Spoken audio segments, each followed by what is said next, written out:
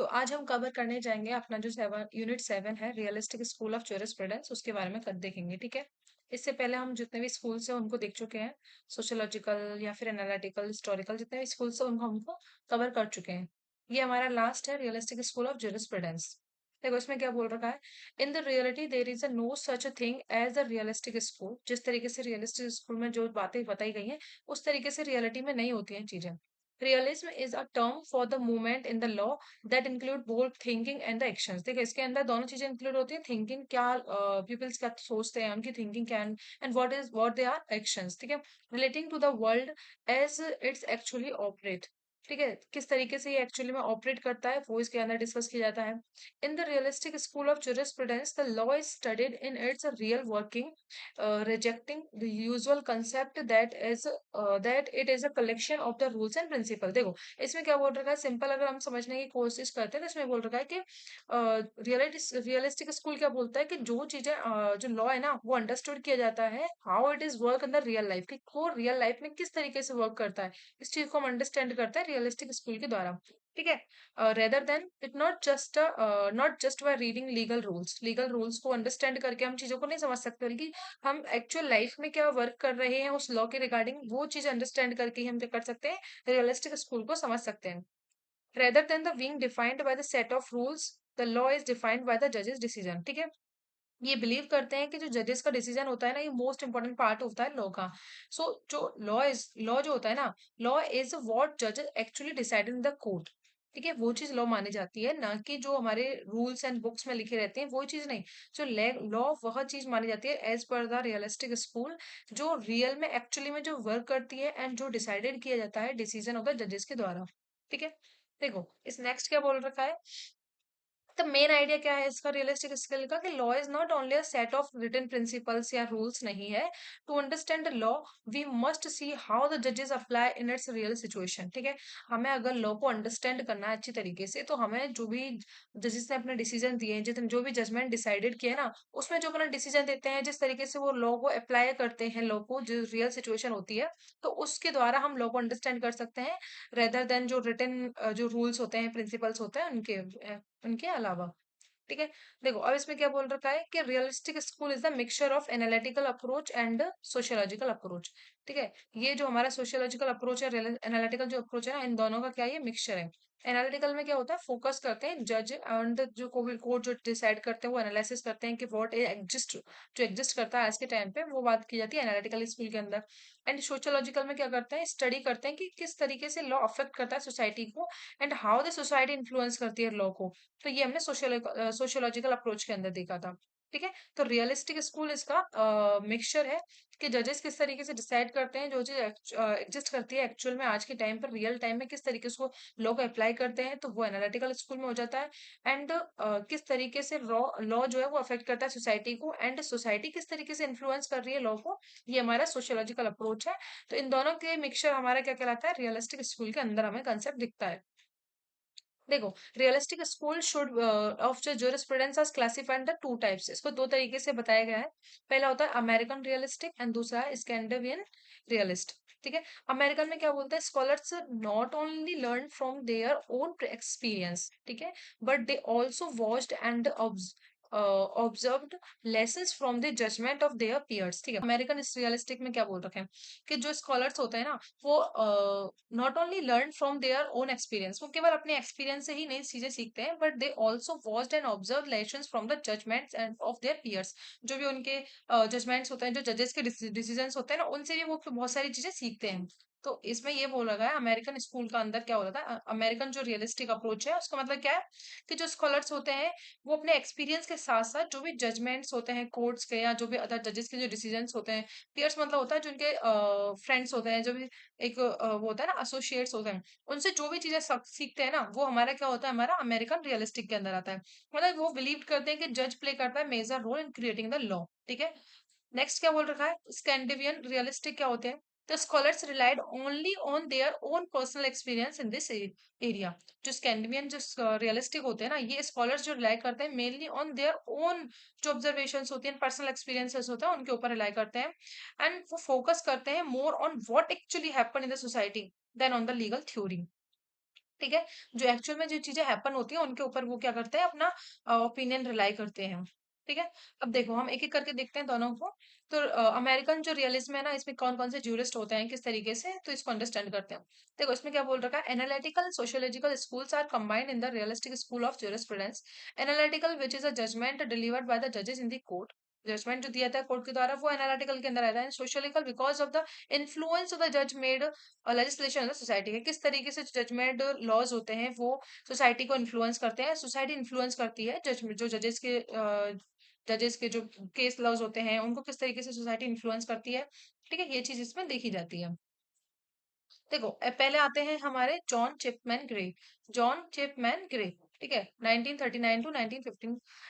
John Chipman Gray is regarded as one of the founding father of the realistic movement and is credit with inventing the terms realistic. देखो realist, तो जो हमारे John Chipman grey जो है वो उनको क्या माना जाता है, फादर माना जाता है, फाउंडिंग फादर माना जाता है। रियलिस्ट जो मूवमेंट है उसका फाउंडिंग फादर किसको माना जाता है, जो हमारे जॉन चिपमैन ग्रे हैं, इनको रियलिस्ट स्कूल का फाउंडर माना जाता है। एंड जो क्रेडिट जाता है ना, क्रेडिट जो जाता है रियलिस्ट टर्म को यूज करने का, जो क्रेडिट है वो भी इनको ही जाता है, कि इन्होंने क्या किया था, he is credited with using the term realist. ठीक है, as per him, according to the Gray, the court rather than the legislature is the most significant source of law. किसको माना गया है सोर्स, कोर्ट को माना गया है, कि सिग्निफिकेंट मतलब इंपॉर्टेंट जो सोर्स है ना लॉ का, वो क्या माना गया है, कोर्ट माना गया है rather than the legislature.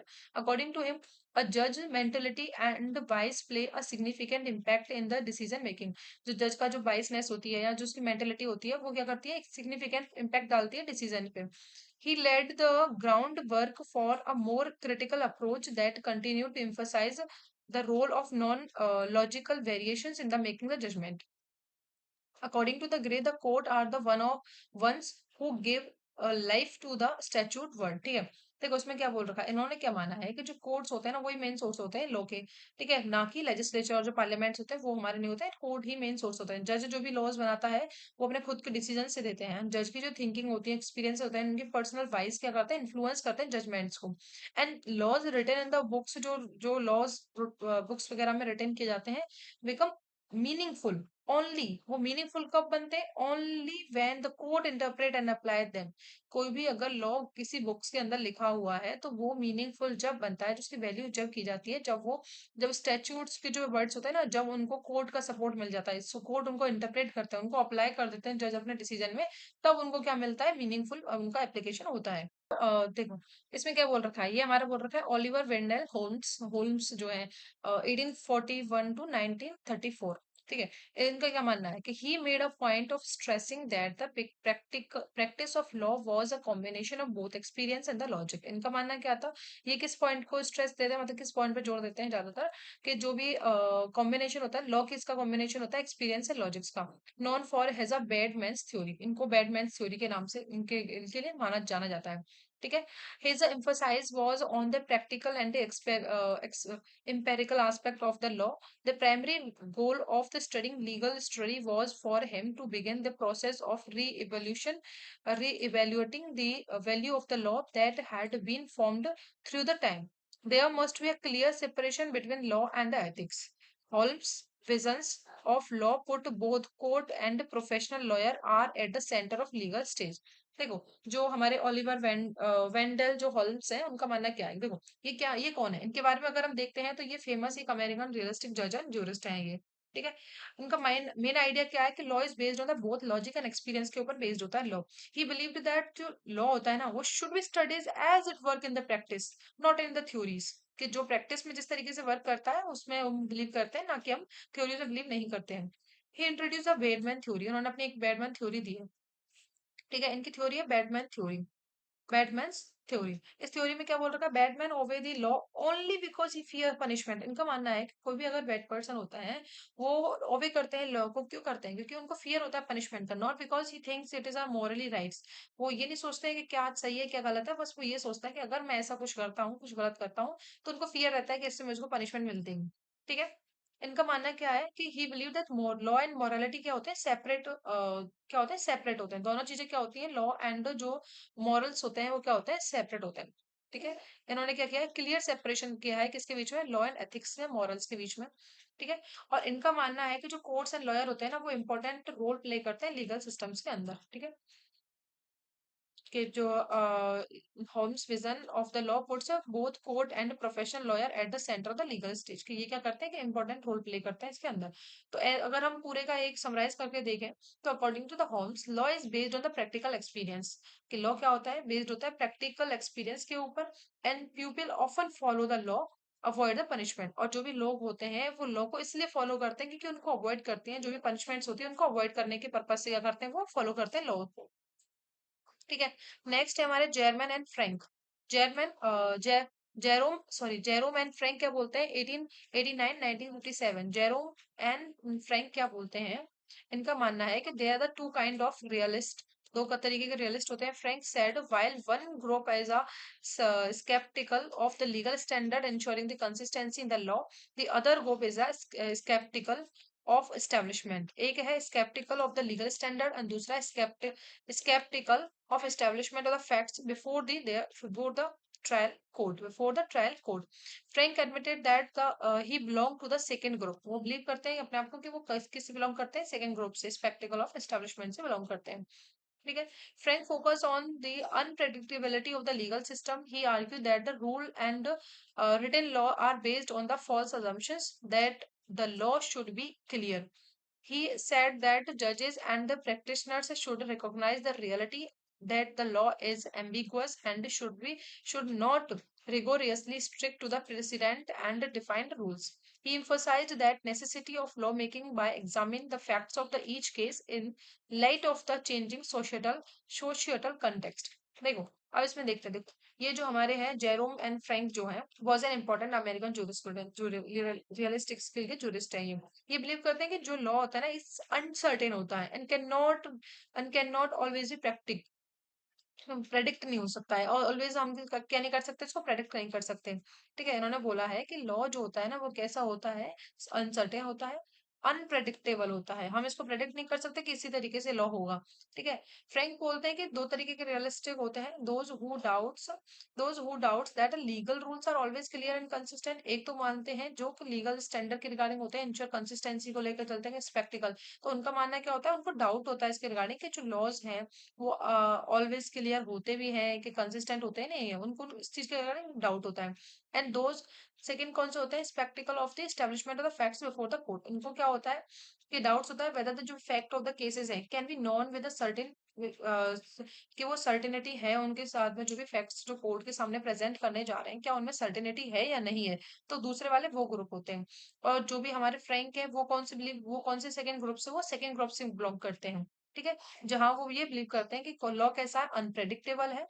ठीक है। ये प्रेडिक्ट नहीं है, सर्टेन नहीं हो सकता। मतलब जो भी हम कोर्ट के सामने जो भी फैक्ट्स प्रेस करेंगे, जो भी फैक्ट्स हम प्रोड्यूस करेंगे, वो कैसे हमारे अनसर्टेन है, उनमें सर्टेनिटी नहीं है। ठीक है। अनप्रेडिक्टेबल है ये। ठीक है। एंड जज जो क्यों होते हैं, he argued that the rules and the written laws are based on the false assumption। इनका मानना क्या होता है कि जो भी रूल्स होते हैं, लॉज होते हैं, जो रिटन लॉज, वो assumptions, फॉल्स assumption पे बेस्ड किए जाते हैं। ठीक है।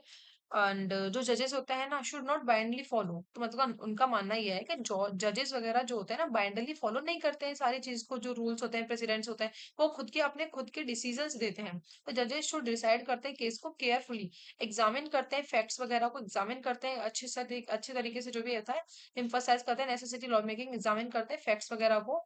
ईच केसेस के अंदर क्या करते हैं, एग्जामिन करते हैं फैक्ट्स को, एंड कंसीडर करते हैं जो भी चेंजिंग होते हैं नीड्स। ठीक है। जो भी सोसाइटी के कॉन्टेक्स्ट के अकॉर्डिंग जो भी चीजें चेंज होती रहती हैं, उनको क्या कंसीडर करते हुए ही क्या करते हैं, वो अपना डिसीजन देते हैं। केवल जो रिटन लॉज होते हैं या रूल्स होते हैं, उन्हीं को लेके वो अपना डिसीजन नहीं देते हैं। वो अच्छी तरीके से सारी चीजों को, जो फैक्ट्स होते हैं, उनको एग्जामिन करते हैं। ठीक है। और जो भी सोसाइटी में चेंजेस वगैरह की नीड है, उस पे भी अपना क्या देते हैं, कंसिडरेशन देने के बाद भी अपना क्या करते हैं, डिसीजन देते हैं। ठीक है। जज का पर्सनल जो व्यूज होता है एंड जो भी फैक्ट्स होते हैं कैन भी अफेक्ट कर सकते हैं फाइनल डिसीजन को। तो अगर इनका एक हम समराइज करके समझते हैं, तो इनका मानना है कि जो लॉ होता है वो अनसर्टेन होता है। जज जो भी डिसाइडेड करते हैं ना ईच केसेस के अंदर, वो बेस्ड होता है फैक्ट्स के ऊपर, जिनको वो एग्जामिन करते हैं खुद अपने अपने माइंड से, उनको एग्जामिन करते हैं फैक्ट्स को। एंड जो भी सोशल कंडीशंस होती है, ठीक है? उस तरीके से जो भी सोसाइटी में चेंजेस होते हैं उसके अकॉर्डिंग ही वो अपने डिसीजंस को देते हैं। मतलब ऐसे नहीं है एक तरीके से कि ब्लाइंडली उनको फॉलो कर रहे हो रूल्स को, ठीक है? अपने अकॉर्डिंग वो चीज़ों को चेंज करते रहते हैं। देखो, आगे क्या बोलते हैं हमारे कार्ल एन लिवेलिन, ठीक है? कार्ल एल लिवेलन लिवेलिन, इनका क्या मानना है, ये 19 1893 टू 1962। देखो इन्होंने क्या बोला था, defined law as an institution, a very complex institution. This institution not only has a body of rules based on the large number of the principles, but it is also using precedents and ideologies. It contains many practices, some of which are flexible and some are rigid. देखो इनका मानना क्या है, ये भी हमारे एक American realistic इसके जूरिस्ट हैं लीडिंग, एंड ये बिलीव करते हैं कि जो लॉ है ना वो कैसा है, प्रैक्टिकल है, प्रैक्टिकल इंस्टीट्यूशन है, not just set of written laws नहीं होता है, बल्कि एक प्रैक्टिकल है। Law is a instrument institution है, वेरी कॉम्प्लेक्स इंस्टीट्यूशन है। This institution not only a body, not has a not only has a body of rules, मतलब कोई रिटन रूल्स का ही बेस्ड नहीं है ये, बल्कि on large number of principles है, but also using the precedents in the ideologies, ठीक है? मतलब इनका मानना है कि जो लॉ है ना वो एक इंस्टीट्यूशन की तरह होता है, जिसमें केवल जो रूल्स होते हैं ना वो रिटन रूल्स नहीं होते हैं, रिटन प्रिंसिपल्स नहीं होते हैं, बल्कि इसमें जो भी प्रेसिडेंट्स होते हैं, आइडियोलॉजीज होती हैं, उनको भी इंक्लूड किया जाता है। इट कंटेन्स मैनी प्रैक्टिसेस, इसके अंदर बहुत सारी प्रैक्टिसेस जो होती हैं, हम जो रियल टाइम में अपने में करते हैं वो सारी प्रैक्टिसेस होती हैं, and some of which are flexible, और उसमें से कुछ फ्लेक्सिबल होते हैं, रिजिड भी होते हैं, ठीक है? मतलब इनका मानना ये है कि जजेस जो भी डिसीजन देते हैं ना अपना, वो वो भी इसके अंदर इंक्लूड किए जाते हैं। लॉ के अंदर जो रिटन लॉज होते हैं उनके साथ साथ जो भी जजेस जो होते हैं, जो अपने प्रेसिडेंट्स देते हैं, जो अपनी आइडियोलॉजी शेयर करते हैं, जो अपना प्रैक्टिकल एक्सपीरियंस बताते हैं, उसको भी हम इंक्लूड करते हैं इसमें। Some of which are flexible and some are rigid भी हो सकते हैं। It focus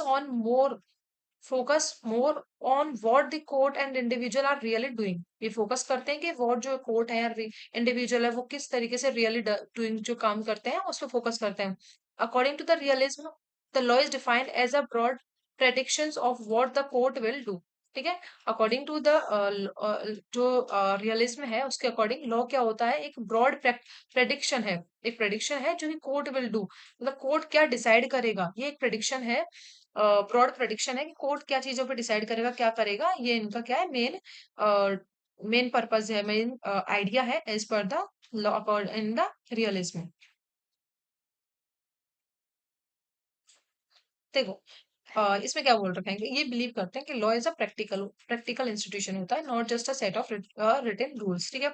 law is a complex होता है institution, rules, principles, court precedents होते हैं, आइडियोलॉजीज होते हैं, प्रैक्टिसेस होते हैं, जो अपने एक्सपीरियंस होते हैं जजेस के वो इसके अंदर इंक्लूड किया जाता है। फ्लेक्सिबल हो सकता है एंड रिजिड भी हो सकता है, ठीक है? ये फोकस करते हैं कि व्हाट कोर्ट एंड द जज एक्चुअली डिसाइड करते हैं अपने रियल लाइफ के अंदर, वो उस पर फोकस करते हैं।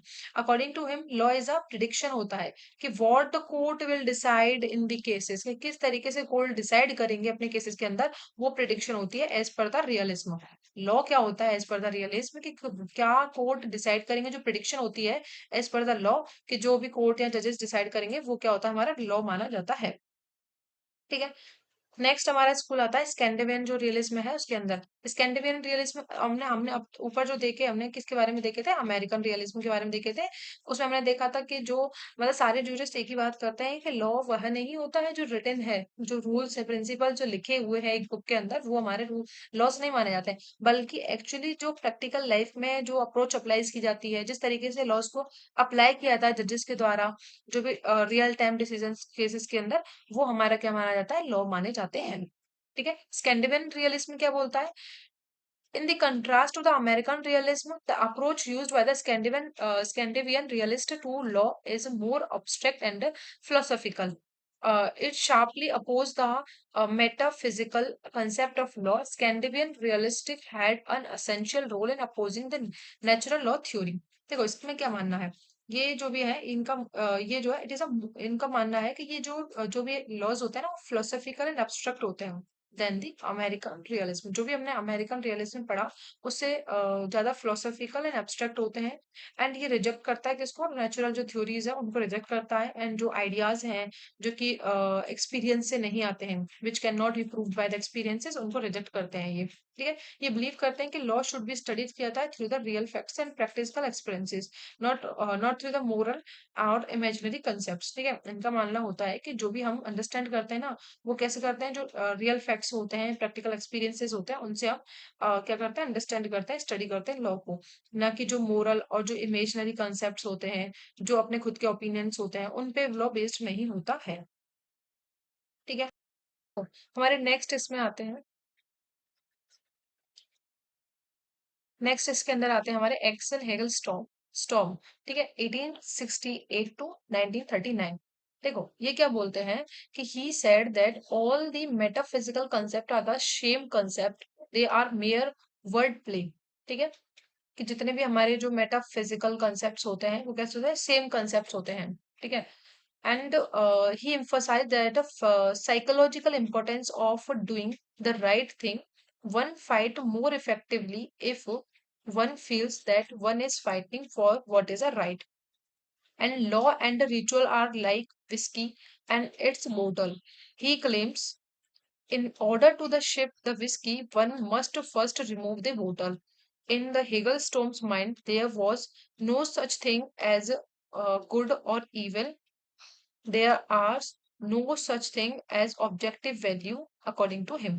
देखो इनका मानना क्या होता है, जो हमारे एक्सेल हेगल स्टोम है, ये क्या माने जाते हैं, फाउंडर माने जाते हैं स्कैंडिनेवियन रियलिज्म के।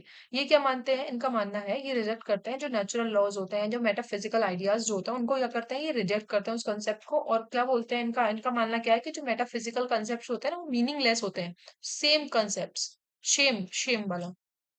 ठीक है, ये कैसे होते हैं, मीनिंगलेस होते हैं, शेम कंसेप्ट होते हैं। ठीक है, इनका मानना है कि जो लॉ होता है ना, शुड बी बेस्ड होते हैं, किसके ऊपर बेस्ड होता है वो, जो फैक्ट्स होते हैं, जो रियलिटी होती है उसके ऊपर बेस्ड होता है, ना कि इमेजिनरी आइडियाज के ऊपर। जो इमेजिनरी आइडियाज होते हैं उनके ऊपर बेस्ड नहीं होते हैं। ठीक है, ये एम्फोसाइज करते हैं कि जो psychological importance of the doing the right things. ठीक है, इनका मानना क्या होता है कि ये इनका मानना क्या होता है, जो लोग होते हैं ना, जो पीपल्स होते हैं, वो फॉलो करते हैं लॉ को बिकॉज किस वजह से, साइकोलॉजिकल साइकोलॉजिकल या सोशल रीजंस की वजह से वो क्या करते हैं, लॉज को फॉलो करते हैं, ना कि मॉरल वैल्यूज की वजह से। ठीक है, और क्या बोला है इन्होंने, one fight more effectively the, क्योंकि ठीक है, तो इनका मानना यही है कि एक भी व्यक्ति जो भी है ना, वो फाइट करता है effectively in the one feeling that fighting what is right. ठीक है, जो भी चीज के लिए वो फाइट करता है, राइट चीज के लिए, वो इसलिए करता है बिकॉज ऑफ द साइकोलॉजिकल और सोशल रीजंस की वजह से, ना कि वो लॉ को फॉलो करने की चाह उसको वो नहीं है। ठीक है, तो इसीलिए इन्होंने बोला है कि जो law and the rituals are like the whisky and the bottles की तरह होते हैं, and order to the ship the whisky, in order to the ship the whiskey, one must first remove the bottle. ठीक है, and the Hegel-Stone mind, there was no such a things as a good or evil. There are no such things as objective values and according to him. देखो इसका मानना क्या है कि उन्होंने ये माना है कि दे ये बिलीव करते हैं कि कोई भी ऑब्जेक्टिव है ना, वो गुड या इवल नहीं होता लॉ के अंदर। ठीक है, क्या नहीं होता है, गुड जो भी लॉज के अंदर जो भी चीजें होती हैं, ऑब्जेक्टिव्स होते हैं, गुड या अच्छे या बुरे की उसमें नहीं होते हैं, सेंस में नहीं होते हैं। मतलब इनका पूरा ओवरऑल अगर हम इनका देखें तो इन्होंने क्या बोला है कि law should be based on the facts and reality, not the morals, और जो मेटाफिजिकल आइडियाज होते हैं, जो फैंटेसी होती है, उनके ऊपर बेस्ड नहीं होती हैं चीजें। ठीक है, देखो इसके बाद आते हैं हमारे कार्ल ओलिव क्रोना, 1897 टू 1980। इन्होंने क्या बोला है, Karl sorry, Olive Corna believes that there is a no need for the clear definition of the law. ठीक है, नीड नहीं है वहां पे क्लियर डिफाइन करने की लॉ को कि what is a law. The nature of law is an idea of imaginary actions by the जज इन एन इमेजिनरी सिचुएशन। ठीक है, जो आइडिया होता है, जो इमेजिनरी एक्शंस होते हैं, जो इमेजिनरी सिचुएशन के अंदर, वो ये हमारा लॉ का नेचर हो जाता है। ठीक है, सच imaginary situation is taken as a models for the actual conduct when the corresponding situations arise in the real life. To give law a binding force, there is a psychological pressure when a new laws is made, some formality is done so that people have a psychological effect that a formality is complete, violating the voting in the legislature, signing of the will. Therefore, a legal event had occurred that has binding force. देखो इनका मानना क्या है, इनका main idea क्या है कि he believe that law does not need a fixed and perfect definition. Law को एकदम फिक्स्ड एंड परफेक्ट डेफिनेशन की आवश्यकता नहीं होती है। Law is not a magical और इमेजिनरी फोर्स, ना ही ये क्या है, मैजिकल और इमेजिनरी फोर्स होता है। ठीक है। The meaning of law come from how the जजेस and official apply its practically. ये किस तरीके से वो क्या करते हैं, उसको प्रैक्टिकली एप्लीकेबल करते हैं। Law works because the people accept the and obeyed. Law applicable किया जाता है, लॉ वर्क करता है, सोसाइटी में एग्जिस्ट होता है क्योंकि पीपल उसको ओबे करते हैं, not because this is a super natural authority. इसकी वजह से लॉ को फॉलो नहीं किया जाता है, लॉ को फॉलो इसलिए किया जाता है क्योंकि लॉ वर्क इसलिए करता है, एग्जिस्ट इसलिए करता है सोसाइटी में, क्योंकि लोग क्या करते हैं, जो पीपल्स होते हैं उसको एक्सेप्ट करते हैं, इसको अवे करते हैं because of the fear of punishment. ठीक है। तो ये कोई एक सुपर नेचुरल अथॉरिटी की वजह से इसको एक्सेप्ट नहीं किया था। ठीक है। एंड इनका ये मानना है कि such imaginary situation is taken as a model of the sexual conduct in cosmetic. जिस तरीके से देखो, इसमें बोल रखा है कि ये इमेजिनरी सिचुएशन नहीं होती, जो एक्चुअल कंडक्ट कंडक्ट होता है ना, वो हमारा जो रियल लाइफ में जो एक्चुअली चीजें चल रही हैं, वो सारी चीजें एग्जिस्ट करती है, ना कि कोई इमेजिनरी चीज नहीं होती है। ठीक है। इनका मानना है कि law has a no fixed definition, exist नहीं करता, मतलब इसकी कोई फिक्स्ड डेफिनेशन नहीं है। ये एग्जिस्ट करता है क्योंकि इसकी प्रैक्टिकल एप्लीकेशन होती है लीगल अथॉरिटीज के द्वारा, और पीपल इसको ओबे करते हैं because of the psychological social phenomena, या फिर वो ओबे करते हैं लॉ को। दैट्स व्हाई लॉ एग्जिस्ट करता है, because of the fear of punishment in the people. लोगों के बीच में पनिशमेंट की फियर होता है, इसीलिए वो क्या करते हैं, उसको फॉलो करते हैं, and that's why law exist करता है। ठीक है। तो ये जो भी चीज है ना, क्या रियलिज्म के अंदर क्या चीजें बोली गई है कि लॉ जो है वह चीज होती है जो रियलिटी में जो चीजें चलती है वो लॉ माना जाता है, ना कि जो रिटन होते हैं, जो भी हमारा इमेजिनरी करते हैं, इमेजिनेशन करते हैं, वो चीजें एग्जिस्ट नहीं करती हैं। ठीक है। एल्फ रोज क्या बोलते हैं, 1899 टू 1976। एल्फ रोज, इन्होंने बोला है कि jurist elf rose of the Denmark was interested in the moral nature of law. It was his interpretation of the law that was on the that was based on the realities of the society. For him, it is all about the judges made laws and America's ways of doing things. Norms of the conduct and the norms of procedures were categorized by him as two distinct type of legislation and standard. He raised doubt about the legislation's legitimacy and the disbelief in applying the social realistic realities to interpret the laws of interpretation of the law। देखो, इनमें इसमें क्या बोला गया है, जो हमारे elf Ross है उनका मानना क्या है, ये भी हमारे क्या, डेनमार्क। डेनमार्क एक प्लेस है, वहाँ के क्या है, ये एक ज्यूरिस्ट है जो कि स्कैंडिनेवियन रियलिस्ट को फॉलो करते हैं। इनका मानना क्या है कि लॉ जो होता है ना, शुड बी अंडरस्टूड किया जाता है as it's work in the society, कि वो किस तरीके से सोसाइटी में काम कर रहा है, not just in the written law. ठीक है। रिटन लॉ है उस लिए काम नहीं कर रहा, वो सोसाइटी में किस तरीके से एग्जिस्ट करता है, क्या उसकी वैल्यू है सोसाइटी के अंदर, इसीलिए।